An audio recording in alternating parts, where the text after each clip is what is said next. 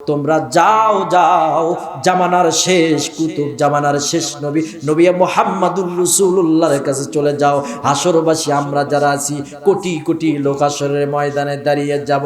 আল্লাহর সিংহাসন চলে আসবে, আল্লাহ বিচার করবেন, আরাফার ময়দানে বিচার করবে। কোটি কোটি মানুষ আরাফার ময়দানে কিভাবে জায়গা হবে? আল্লাহ ফেরেশতাকে বলবে আরাফার ময়দান টেনে টেনে লম্বা করো। আরাফার ময়দান টেনে টেনে লম্বা করবে, বিচার শুরু হয়ে যাবে। শেষ বিচার মুহাম্মদুর রাসূলুল্লাহ সাল্লাল্লাহু আলাইহি ওয়াসাল্লামের কাছে আমরা আসব। নবীজিকে বলবো ইয়া রাসূলুল্লাহ, ইয়া হাবিবাল্লাহ, আপনি আল্লাহর কাছে বলেন আল্লাহ যেন বিচার শুরু করে দেয়, আমরা আর তামার উপরে দাঁড়িয়ে থাকতে পারি না। নবীজি আমার সিজদায় পড়ে যাবে। আল্লাহ পাক বলবে ইয়া রাসূলুল্লাহ, ইয়া হাবিবাল্লাহ, আপনি কেন সিজদায় পড়ে গেলেন বলেন গো নবী। নবী আমার বলবে আল্লাহ আমার গুনাহগার উম্মতকে আপনি মাফ করে দেন। আল্লাহ পাক বলবে ইয়া রাসূলুল্লাহ, আপনার গুনাহগার উম্মতকে আমি আল্লাহ মাফ করে দিলাম। তখন ইব্রাহিম আলাইহিস সালামের উপরে চড়াও হয়ে গেল। এবার দিয়ে দিল নমরুদের কাছে। নমরুদ আবার ইব্রাহিম আলাইহিস সালামকে আগুনের ভেতরে জ্বালায় দিলেন। 40 দিন পর্যন্ত আগুন জ্বলল। এবার 40 দিন পর যখন আগুন দেখা হলো যে ইব্রাহিম ওর ভেতরে পুরে ছাই হয়ে গিয়েছে কিনা, এবার দেখা গেল ইব্রাহিম সালাতু আলাইহিস সালামকে আল্লাহ সুস্থ অবস্থায় রেখেছে। তার বিন্দু পরিমাণ পশম লোম পরিবর্তন হয় নাই। কথা বলেন সুবহানাল্লাহ। ইব্রাহিম আলাইহিস সালাম হাসরবাসীকে বলবে ও হাসরবাসী তোমরা চলে যাও হযরতে মূসা নবীর কাছে। মূসা আলাইহিস সালাম বলতে পারবে না, চলে যাও ঈসা আলাইহিস সালামের কাছে। ঈসা আলাইহিস সালাম বলবে আমার মায়ের নাম ছিল মারিয়াম, আমার কোনো বাবা ছিল না, বাবা ছাড়া আমি সন্তান, আমার নাম হলো ঈসা। আমার নাম কি? ঈসা। আমার নাম হলো ঈসা, আমার মায়ের নাম হলো মারিয়াম, বাবা ছাড়া আমি সন্তান হয়ে গেলাম। বনি ইসরাঈলেরা আমাকে বলে ও ঈসা, যেহেতু তোমার বাবা নাই, যেহেতু তোমার বাবা নাই, তোমার মা যেহেতু বাবা ছাড়া তোমাকে প্রসব করেছে, তাহলে আমরা বলতে চাই তোমার বাবা আল্লাহ। ঈসা আলাইহিস সালাম হাসরবাসীকে বলবে ও হাসরবাসী, আল্লাহ আমাকে হাসরের ময়দানে যদি বলে ঈসা তোমার বাবা আমি আল্লাহ, এই কথা যে বনি ইসরাঈলরা বলল, তার জন্য তুমি কি প্রতিবাদ করেছো? আজকে আমি নিজেই অপরাধী। আল্লাহ যদি আজকে আমারে মাফ না করে আমি কার কাছে যাব? তোমরা যাও যাও, জামানার শেষ কুতুব, জামানার শেষ নবী নবী মুহাম্মদুর রাসূলুল্লাহর কাছে চলে যাও। হাসরবাসী আমরা যারা আছি কোটি কোটি লোক হাসরের ময়দানে দাঁড়িয়ে যাব। আল্লাহর সিংহাসন চলে আসবে, আল্লাহ বিচার করবেন, আরাফার ময়দানে বিচার করবে। কোটি কোটি মানুষ আরাফার ময়দানে কিভাবে জায়গা হবে? আল্লাহ ফেরেশতাকে বলবে আরাফার ময়দান টেনে টেনে লম্বা করো। আরাফার ময়দান টেনে টেনে লম্বা করবে, বিচার শুরু হয়ে যাবে। শেষ বিচার মুহাম্মদুর রাসূলুল্লাহ সাল্লাল্লাহু আলাইহি ওয়াসাল্লামের কাছে আমরা আসব। নবীজিকে বলবো ইয়া রাসূলুল্লাহ, ইয়া হাবিবাল্লাহ, আপনি আল্লাহর কাছে বলেন আল্লাহ যেন বিচার শুরু করে দেয়, আমরা আর তামার উপরে দাঁড়িয়ে থাকতে পারি না। নবীজি আমার সিজদায় পড়ে যাবে। আল্লাহ পাক বলবে ইয়া রাসূলুল্লাহ, ইয়া হাবিবাল্লাহ, আপনি কেন সিজদায় পড়ে গেলেন বলেন গো নবী। নবী আমার বলবে আল্লাহ আমার গুনাহগার উম্মতকে আপনি মাফ করে দেন।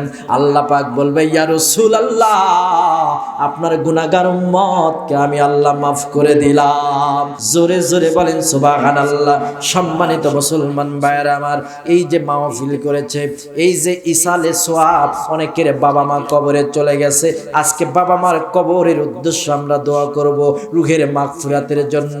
আল্লাহকে বলবো আল্লাহ বাবা মার কবরগুলো যেন জান্নাতের বাগানে পরিণত করে দেয়। আমরা সকলে পড়ে আমিন।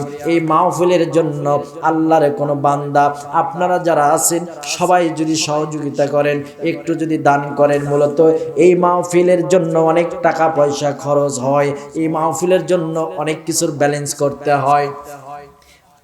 আপনারা যারা আছেন, মসজিদ ভাঙা হয়েছে না, মসজিদের জন্য কালেকশন হবে, কালেকশনটা মসজিদের জন্য। আলহামদুলিল্লাহ, আল্লাহর ঘর মসজিদের জন্য দান নেওয়া হবে, মসজিদের জন্য কিছু টাকা পয়সা নেওয়া হবে। তার আগে ছোট্ট একটা ঘটনা আপনাদের মাঝে দিয়ে যাব, হয়তোবা আমি আপনাদের এখানে আর আসতে পারবো না। ইউটিউবে মামুনুর রশিদ সিদ্দিকী অফিসিয়াল লিখে সার্চ দিলে আমার ওয়াজ পাওয়া যায়। অনেকে ওয়াজগুলো শোনে, আমাকে ফোন দেয়, হুজুর আমার বাবা মারা গেছে, হুজুর আমার জন্য দোয়া করবেন।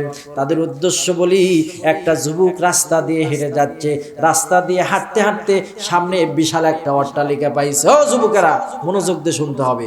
অট্টালিকা পাওয়ার পরে দেখো অট্টালিকার ভিতরে সুন্দর অপরূপ একটা নারী বসে আছে, সুন্দর একটা রাজকীয় চেয়ারের উপরে বসে আছে। এবার যুবক সামনে গেলেন, সামনে যাওয়ার পরে দেখে অপরূপ সুন্দরী নারী চেয়ারের উপরে বসে আছে। এই যুবকটা নারীকে দেখার পরে নারীর প্রেমে মাতোয়ারা হয়ে গেছে। এবার নারীকে সরাসরি প্রেম নিবেদন করে, মেয়েকে বলে আমি তোমাকে বিয়ে করতে চাই, তোমাকে ভালো লেগেছে। এবার মহিলা বলে, যুবক রে, তুমি যদি আমাকে বিয়ে করতে চাও তাহলে তোমাকে একটা ঘটনা ঘটাতে হবে। যেদিন তুমি বিয়ে করতে আসবার যুবক, সেদিন বরযাত্রী রাখা যাবে না। দুইটা শর্ত দিলেন, জোরে বলেন কয়টা? জোরে বলেন কয়টা? দুইটা শর্ত দিলেন। এক নম্বর শর্ত হচ্ছে বরযাত্রী রাখা যাবে না, আর দুই নম্বর শর্ত রাস্তার ভেতরে 5টা অলৌকিক ঘটনা ঘটবে, এগুলো দেখে ভয় করা যাবে না। যুবক বললেন ঠিক আছে। এবার বরযাত্রী ছাড়া যুবক বিয়ের জন্য চলে গেলেন। রাস্তার মধ্যে আসলেন, আসার পরে দেখে 100টা গাভী, 100টা গাভীর দুধ খায় একটা বাছুর। তারপর বাছুর চিৎকার করে কান্নাকাটি করে, আমার ক্ষুধা মেটে না, আমার ক্ষুধা মেটে না। 100টা গাভীর দুধ যদি একটা বাছুর খায়, বলেন তো ওই বাছুরের কি ক্ষুধা মেটার কথা কিনা? ক্ষুধা মেটার কথা। কিন্তু বাছুর চিৎকার দেয়, চেঁচামেচি করে, আমার ক্ষুধা মেটে না। এবার যুবক এটা দেখে ভয় করলেন না, কারণ তাকে বিয়ে তো করতেই হবে। সুন্দরী মেয়ের প্রেমে পড়ে গেছে। এবার যুবক বলেছে, ওই মেয়ে বলেছে রাস্তার ভেতরে 5টা অঘটন ঘটবে, ভয় করলে তুমি মারা যাবা, ভয় করা যাবে না। এবার যুবক ভয় না করে সামনে অগ্রসর হলেন। হওয়ার পরে দেখে একটা কুকুর, একটা মাদি কুকুরের 5টা বাচ্চা ওই মাদি কুকুরের দুধ খাচ্ছে। দুধ খাইতে খাইতে একটা পর্যায়ে গিয়ে ওই মাদি কুকুরের বাচ্চাগুলো মা কুকুরকে হত্যা করে ফেললো। যুবক এটাও দেখে ভয় করলেন না, কারণ ভয় করা যাবে না। যুবক এবার সামনে চলে গেলেন। যাওয়ার পরে দেখে কৃষকরা মাঠের মধ্যে ধান কাটে। আপনাদের এলাকায়, আমাদের এলাকায় কাঁচা ধান কাটে নাকি পাকা ধান কাটে? আওয়াজ দেন। পাকা ধান কাটে। কিন্তু এই যুবক গিয়ে দেখে মাঠের মধ্যে কৃষকেরা কাঁচা ধান কাটে আর পাকা ধান রাখে। তাহলে এটা ঘটনা স্বাভাবিক না অস্বাভাবিক? অস্বাভাবিক ঘটনা। আশ্চর্য ঘটনা দেখে যুবক ভয় না পেয়ে যুবক আরো সামনে চলে গেল। যাওয়ার পরে দেখে একটা কঙ্কাল পড়ে আছে। কঙ্কাল বলতেছে, কে কোথায় আছো রে, আমাকে ধরো, আমি শক্তি পাই না।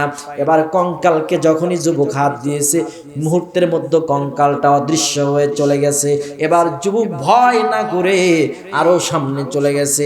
যাওয়ার পরে দেখে বিশাল একটা ফুলের বাগান, কয়েকটা ফুল নেবে, প্রেম নিবেদন করবে। যেহেতু মেয়েকে ভালোবেসে আসছে, তাকে বিয়ে করবে, সেও বলেছে বিয়ে করবে।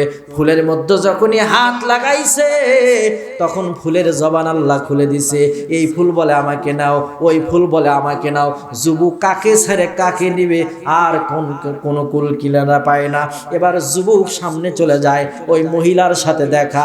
মহিলাকে বলে, ম্যাডাম, রাস্তার ভিতরে 5টা অঘটন ঘটেছে, আমি ভয় করি নাই, এখন আপনি যদি থাকেন রাজি আসবে। মাওলানা মামুনুর রশিদ সিদ্দিকী, কেন্দ্রীয় যুগ্ম মহাসচিব, বাংলাদেশ ইসলামিক মিডিয়া কল্যাণ পরিষদ। হুজুরের মোবাইল নাম্বার 01712 773951।